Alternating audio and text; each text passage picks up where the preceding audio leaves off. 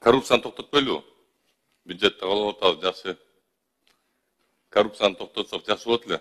Негизиненчи баарыбызга жакшы болмок да, биякта отургандар дагы, көчөдөгү сырттагы элдерге дагы. Мисалга алып келгенде, подрядчик менен ошол подрядчиктер текшергендердин ортосунда коррупция качан бүтөт?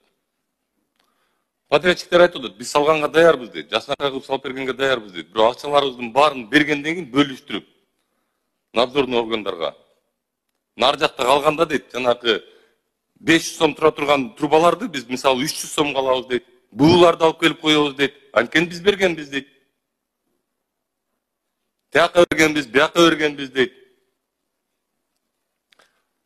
Мен айта берем, айтып коеюн. Мен отурбайм бул жерде, мындай кылып, жөн эле жакшынакай болуп айта берем барыңарга. Пока коррупция токтомоюнча айта берем. Же силер көрбөй атасыңарбы? Көрө эле атпайсыңарбы эмне болуп атканын, туурабы? Токтотпойсуңарбы? Балдардын келечеги үчүн, Кыргызстандын келечеги үчүн. Колуңардан келет го.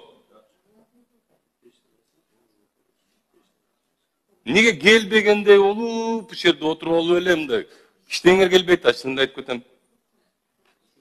Өкмөт силерсиңер. Менин колуман ушул жерде ушинтип айтыш келет.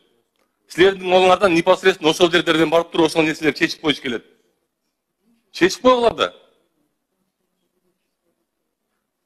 Балдарыңар үчүн чечип койгула да. Канча жыл болду? 30 жылдан ашты. Токтобойт коррупция Кыргызстанда.